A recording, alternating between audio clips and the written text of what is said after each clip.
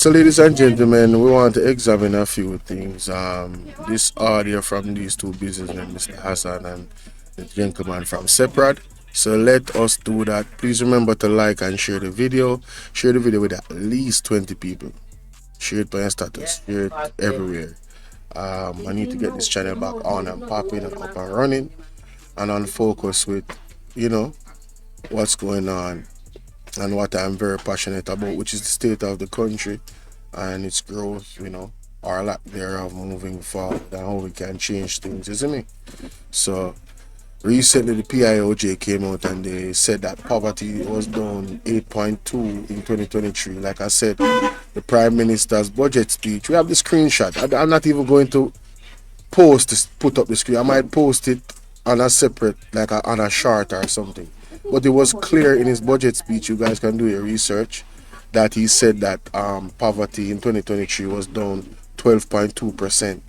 You understand? So where did this where does this 8.2 come from is what I'm asking. But let's listen to this. They said 51%. I wonder if he mistakenly know a 15 and turn it to 51. I wonder if it should have been 15. 15 hour? Rat. By 15 tomorrow, Jamaica. By 50. Courtney son if by 15 tomorrow, rat. Rat. So I am asking Jamaica.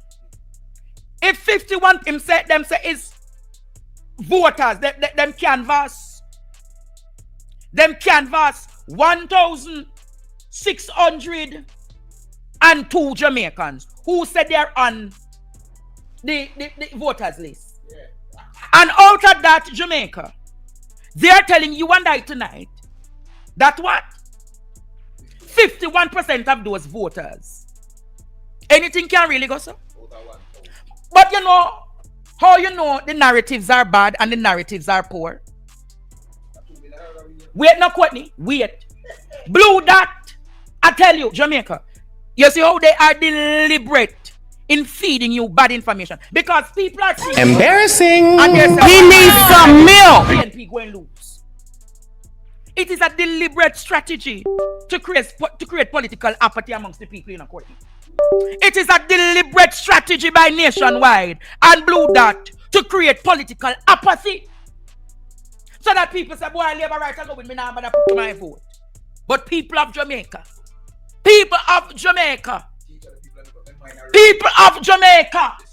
I want you to listen to Omar Azan tonight. I want you here. Omar Azan is a part of the echelon of society. The echelon of society who are businessmen, we have millions of dollars. Top notch. Listen to what Omar Azan said. Listen to what he said. I'm not saying I'm not blaming the commercial banks because they have a big part to play in lowering their rates. But what I'll say to you, just like any other businesses operating out there, when you have a devalued currency and the dollar moves to 165 or 162 to 1, and you buy your goods and services or your raw materials and you bring it in, it takes a while for the pass-through effect to take place. So I'm not sure how the banking sector operates and if there's a timing thing that needs to happen. But, yes, the Bank of Jamaica needs to pressure them, but I think more needs to be done to get our rates and policies in place to allow banks to lend money, to allow businesses to be competitive on the global sphere. Everything's going to start going haywire, and I'll tell you something, the government better call election quickly because the balloon is about to blow. The economy is in the worst position that I have ever seen it in my 30-odd years of business. The buying power is the weakest, remittances are down, tourism is struggling, everything is struggling. And what are we doing? We're doing things to stifle the economy with our monetary policies coming from the Bank of Jamaica and the Ministry of Finance. People out there that are living and working in Jamaica may all seem fine and dandy when the politicians step out on stage and speak high and mighty of how great the economy is doing. But look at how many hungry people are out there that are struggling, how many businesses are finding it hard, right? So we need to start waking up the government. Ball out. That alone can tell Jamaica. So most of us have heard that audio from Omar Azan, What was even more disturbing was the audio from Separate. This man said it's the worst he has seen the economy in his 30 odd years of business. You can't really brush that off from a businessman. How do you argue? I would love to hear an argument from the government where this is concerned. I would love, and the PIOJ, I would love to hear it. All the institutions responsible for data in regards to the economy, I would love to hear them argue with Omar Azan. But let's continue to the next audio. I don't really want to waste no time. Let me see. Cause we'll go through this audio already, but just for context purposes. Yeah. Even the business community hungry. And I not leave ya. Figo a UK. No way, sir. Me pata boil ya. Me belly full ya. Sweet Jamaica. My father, I was born in a 2-bedroom boardhouse. My father is still about. Hold it. I don't come here with no mix up, Is it?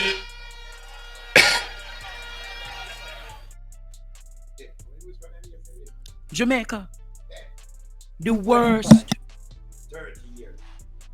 worst he has seen it in the last 30 years. The worst, Jamaica. Listen to what you think is Omar Razak. Listen to the CEO of Separate, Richard Pandui. Listen to what Richard Pandui said today, Jamaica. Close to 2 months after the 10% tariff on goods exported from Jamaica to the United States took effect, Chief Executive Officer of the Separate Group, Richard Pandui, says from a supply chain standpoint, the impact on manufacturers has been worse than during the COVID-19 pandemic. Mr. Pandui says his company has been trying to find alternative markets. Describing supply chain shocks during and post-COVID as a nightmare, the Separate CEO says businesses are having a harder time sourcing and receiving products. During COVID, a lot of production went down, so supplies were actually available. Some commodity price went through the roof, obviously, but the fact is that the reality of today, and I've been saying this for at least a year and a half, 2 years now, that our supply chain disruption is actually worse now. So who's most at risk now? MSMEs? The MSMEs are always at risk. I mean, the smaller you are, the bigger you're risking, right? Chief Executive Officer of Separate Group Richard Pandui responding to Smart Jamaica host Simone Clark. He says Jamaican manufacturers are in wait-and-see mode whether U.S. consumers will purchase their goods at increased costs. The consumers in the U.S. are facing price increase on a number of items, from their electronics to this, whatever. They're going to look at their basket and say, boy, should I buy Supergen? Is that a necessity or is that nice to have? Maybe instead of picking up 3, they pick up 1. So right now, I'm just coming from the U.S. last week, meeting a lot of the CEOs of different companies. Everybody, they've asked us first, absorb it. Of course, you can absorb it. That's what. For example, the lobster come from Jamaica. First thing, absorb it. We cannot absorb it. And therefore, the price is being passed through for the most part. And it's a waiting to see how the consumers react. My feeling is that the volumes will come down. We're going to have to find a way to be more productive and have more production so we can drive our unit costs down to kind of cushion that price. Hold it. Is it? First, Jamaica. The CEO said today, Jamaica. Close to 2 months after the 10% tariff on goods exported from Jamaica to the United States took effect, Chief Executive Officer of the Separate Group, Richard Pandui, says from a supply chain standpoint, the impact on manufacturers has been worse than during the COVID-19 pandemic. Mr. Pandui says his company has been trying to find alternative markets. Describing supply chain shocks during and post-COVID as a nightmare, the Separate CEO says businesses are having a harder time sourcing and receiving products. During COVID, a lot of production went down, so supplies were actually available. Some commodity price went through the roof, obviously, but the fact is that the reality of today, and I've been saying this for at least a year and a half, 2 years, that part of what he just said really bothers me. He has been repeating the same thing for the last 1.5 years, 2 years. Why is it that nobody took heed to the warning of businessmen that have been doing what they have been doing for years? Very experienced, understanding the market. I know the tariff thing. They said that the tariff wouldn't bother us. But it's clearly bothering these people that is on the ground and businessmen, and they're crying out about it. right? So I mean, you can't even trust the recommendation of the individuals in the ministry where that controls industry. Them just continue to feed us misinformation and feel good information and not give us the hardcore facts so people can brace themselves for what's to come. And here comes everything tumbling down. You hear what Richard Hassan said? Omar Hassan, sorry. Hear what he said? The balloon is about to burst. The economy is going to go deadline. It's already at the worst it's ever been. But this is going to be a crash. It's going to be a crash. And hear what the man said? The man said, call the election now, because if it crashed before the election, there's no chance of winning the election. Andrew Honest. I wonder if that's why you guys are allegedly trying to mislead the people in terms of these datas that is coming out. Very interesting. That our supply chain disruptions are actually worse now. So who's most at risk now? MSMEs? The MSMEs are always at risk. I mean, the smaller you are, the bigger you're risking, right? Chief Executive Officer of Separate Group Richard Pandoy responding to Small Jamaica host Simone Clark. He says Jamaican manufacturers are in wait-and-see mode whether U.S. consumers will purchase their goods at increased costs. The consumers in the U.S. are facing price increase on a number of items, from their electronics to this, whatever. They're going to look at their basket and say, boy, should I buy Supergen? Is that necessity or is that nice to have? Maybe instead of picking up 3, they pick up 1. So right now, I mean, I'm just coming from the US last week, meeting a lot of the CEOs of different companies. Everybody, they've asked us first, absorb it. Of course, we can absorb it. That's what. For example, the lobster come from Jamaica. First thing, absorb it. We cannot absorb it. And therefore, the price has been passed through for the most part. And there is a waiting to see how the consumers react. My feeling is that the volumes will come down. We're going to have to find a way to either be more productive and have more production so we can drive our unit costs down to kind of cushion that price. Look new markets, our next approach, and also look at our supply chain and see if we can bring in stuff to actually reduce our costs. CEO of the Separate Group, Richard Pandoy. Almighty God! Help. We hear the We rhetoric. need your divine intervention. We're tired of the labor rights. We're tired of the green people. We are so far. We can't take it no more. Embarrassing. We need this. We Something like my need wisdom warrior. help. Something is not right. Help. Jesus Christ of Nazareth. Psalm 46. God is our refuge and strength. Is a liberator. Draw me. Jamaica. Richard Pandoy said, not even in COVID. What is happening to his company Separate right now is worse than what even happened in COVID. That is, if that doesn't make alarm bells go off in your brain, CEO of Separate, our director of Separate, said that they are experiencing worse times now than they had in COVID. 10, 30. What else you want?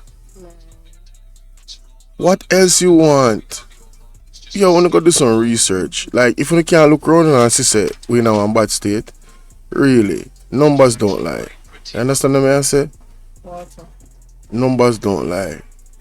The experience of the people them on the ground it is what it is. I say this all the time. If you were buying steak 9 years ago, you probably buy bully beef now. Period. That is where we move from steak to bully beef. If you was at that level, you got to bully beef. That is the state of the economy. The dollar is way too high. Remittances are low. Tourism is down. The amount of things that happen for tourism to be done outside of what the US has done in terms of, and I'm not disagreeing with what they have. The travel advisory for the US is on point. It is affecting our tourism. We are at a level 3 and level 4 is the lowest. You understand? There's a lot of things happening all at once. And then the bag of corruption and the monies that are unaccounted for is not helping the situation. Them can't even pay the doctor them and the nurse them. Them can't pay the teachers, them no longer the police, them get them overtime. That sound like one well-oiled economic machine running. There's a lot of holes. They must, yo, listen. Wanna pay attention. Has to be looking alternative markets to sell his produces. And what did Auburn Hill say what day? All the tariffs would have no impact on the Jamaican exporters. Best Dress complain about the same thing. Embarrassing. Oh my, He needs some milk. Jamaican exporters. Best Dress complain about the same thing. Seprad, Omar Azan.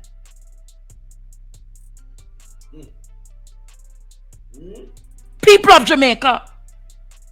So when I hear a man propagating an argument that 51% of Jamaicans, why you don't tell them, Blue, that is a labor right constituency, them you go to the poll? Hey, Blue, that why you don't tell them say the labor right constituencies? You got listen what I'm doing now.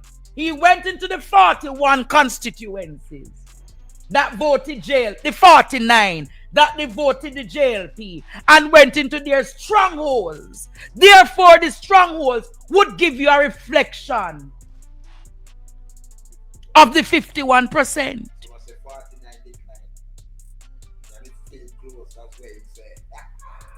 But I am telling you, Jamaica. I am telling you. The streets ready. People are ball. Business owners are ball. Church are ball.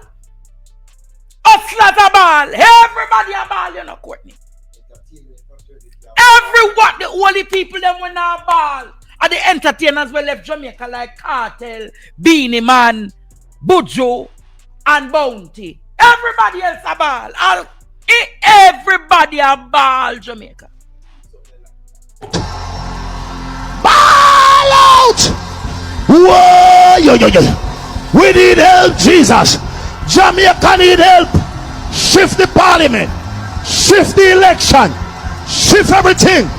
Remove them out there. Take out the cockroach. Take out the thief. Take out the criminal them. Take out the thief them.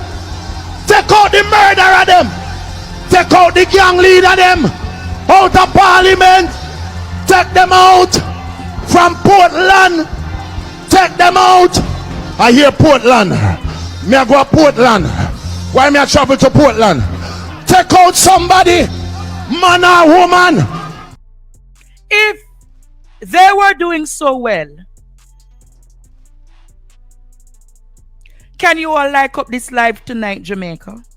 Please, ladies and gentlemen, like up the live. Like up the live. Like up the live. We're not on a super chat, but cash up on the PayPal there. Bless it up. You understand? No goal tonight. Just $20. 130 or 40 people bless the super chat and make we keep on tonight, Jamaica. Ain't the class for keep on, Jamaica. Ain't solid class I keep, man. Bless up the super chat and show your love to partner draw. Like up this live, Jamaica, and make it get significant viewership. Jamaica, I'm going to say this to you tonight.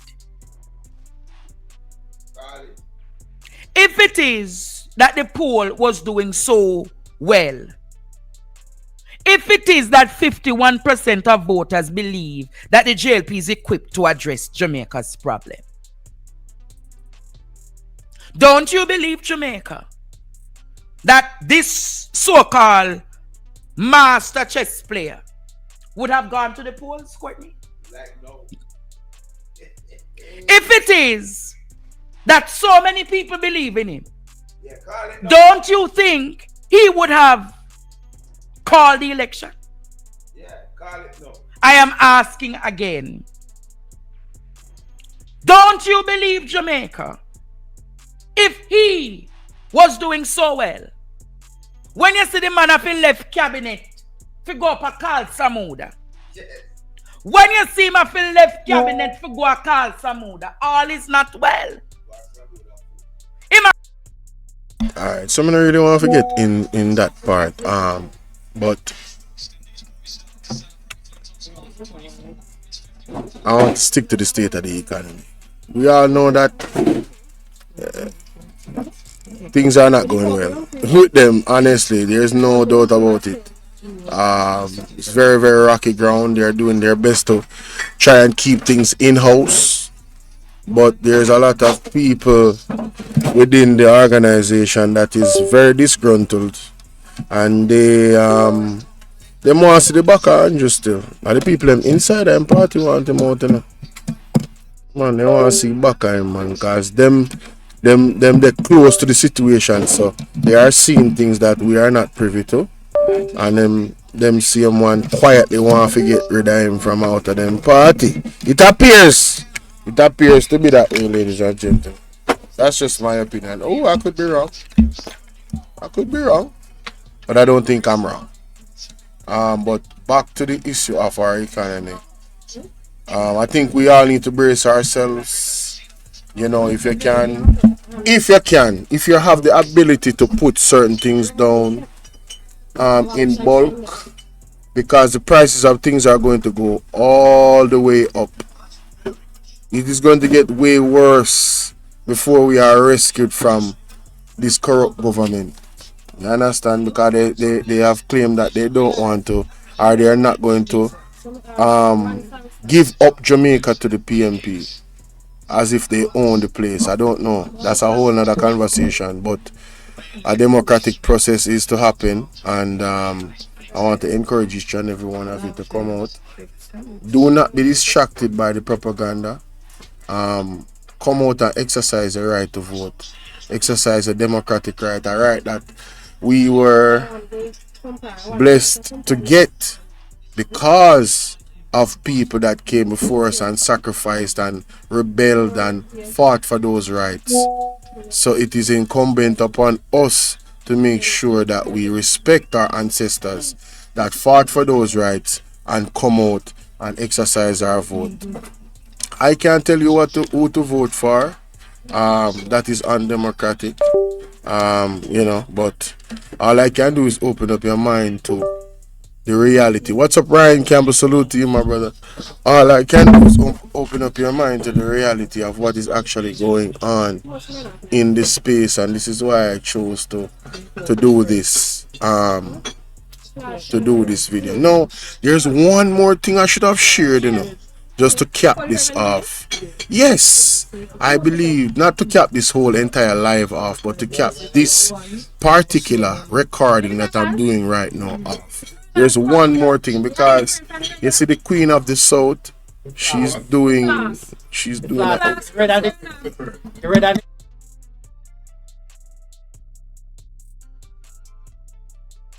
Queen of the South is doing an excellent job in debunking a lot of the fallacies that is being told by the JLP-led government. So let us look at this particular video here, yes? This is a classic one. Welcome to another episode of The Breakdown. I'm Nikisha Burchell, the MP candidate for South St. James and your Shadow Minister for Information and Public Communication. Today, we're breaking down a clip posted by the Honorable Prime Minister, Andrew Holness. Yes, hello? Hello? Hello? Hello? You not hearing me?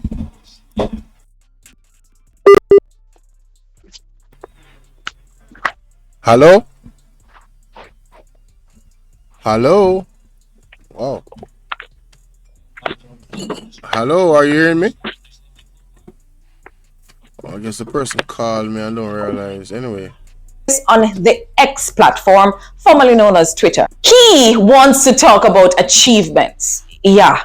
Well, let's talk about the facts. So yes, my laborers, this election is about who will continue to build out the highways, who will continue. Sorry, Mr. Prime Minister, I had to stop you right there. Who will continue to build the highway? So who started them? Remember the East-West Highway? North Coast Highway? PNP did all of that, Prime Minister. The highway, well, rather the roadway. He needs some milk. North Coast Highway? Them. Who will continue to build the highway? So who started them? Remember the East-West Highway? North Coast Highway? PNP did all of that, Prime Minister. The highway, well, rather the roadway built under your tenure, connecting Harborview to St. Thomas, is so poorly done that it couldn't withstand the rains we had recently. Remember? But don't worry. When we get back to office, I'm pretty sure that we will not just continue to build highways, but we will improve Jamaica's interior road network as well. And we will maintain it. We won't let the roads go for years without maintenance and months before an election to just patch up here and patch up there just because election is around the corner. Who will continue to build out the hospitals? No, I have to stop you there again, Mr. Prime Minister. No, sir. Hospitals? You must be talking about Cornwall Regional Hospital, where after $28 billion and almost 7 years of chaos, the people still don't have a working hospital. Just big dollars being spent for an official opening ceremony for an administrative building. You really say hospital, sir? Who will continue to build out the schools? And schools? Come on now. Also, again. Sir, remember, you are a former Minister of Education and a Prime Minister that spent 2 terms in office. Not one school has been built under your tenure. Tell me a high school you build or a primary school. We can't relate, sir. Because over here, sir, we say education and we can list the schools we've built under the People's National Party. Who will continue to buy the new buses? Who will continue to buy the new garbage truck? Hold on there. Hey, Siri. Hey, Nikisha. Who built the JUTC and created the National Solid Waste Management Authority? The Jamaica Urban Transit Company, JUTC, was established in July 1998 to transform public transportation in the Kingston metropolitan area by the People's National Party. The National Solid Waste Management Authority, NSWMA, was established under the National Solid Waste Management Act 2001 and became operational in March 2002 by the People's National Party. Exactly. We're not new to this. We're true to this. To you, man. Systems were created by the People's National Party. You're just not maintaining them, Andrew. And under the PNP, we'll modernize because we built with future generations in mind, not for the front page pictures. It's not no PR government, this. And that was another episode of Embarrassing. We need some milk. Me say me love how Nikisha Birch, Miss Nikisha Birchell deal with that episode there. You see when she called Siri a while ago, I said, Siri, is who built such and such and such? Hey! People, I can't buy ya. Yo, this is what me I talk about. Stick it to them with the facts. That is funny, honey. But who is gonna build out highway? Funny. You build none? Oh my God. Highway where the man them funny. build down so to blows and scale look rainfall and the whole like carpet lift up. Everything mash up. They don't know if you build the road. And them come talk about them infrastructure boss and them a builder. You know what? Yeah. Systems were created by the People's National Party. You're just not maintaining them, Andrew. And under the PNP, we'll modernize, strengthen, and expand them because we built with future generations in mind, not for the front page pictures. It's not no PR government, this. And that was another episode of The Breakdown. Join me again next week when we will break down even more of the mega plans, the schools we've built under the People's National Party. Who will continue to buy the new buses? Who will continue to buy the new garbage truck? Hold on there. Hey, Siri. Hey, Nikisha. Who built the JUTC and created the National Solid Waste Management Authority? The Jamaica Urban Transit Company, JUTC, was established in July 1998 to transform public transportation in the Kingston metropolitan area by the People's National Party. The National Solid Waste Management Authority, NSWMA, was established under the National Solid Waste Management Act 2001 and became operational in March 2002 by the People's National Party. Exactly. We're not new to this. We're true to this. To you, man. Systems were created by the People's National Party. You're just not maintaining them, Andrew. And under the PNP, we'll modernize, strengthen, and expand them because we built with future generations in mind, not for the front page pictures. It's not no PR government, this. And that was another episode of The Breakdown. Join me again next week when we will break down even more of the mega plans the PNP has in store for you. Thank you for watching. I'm Nikisha Burchell.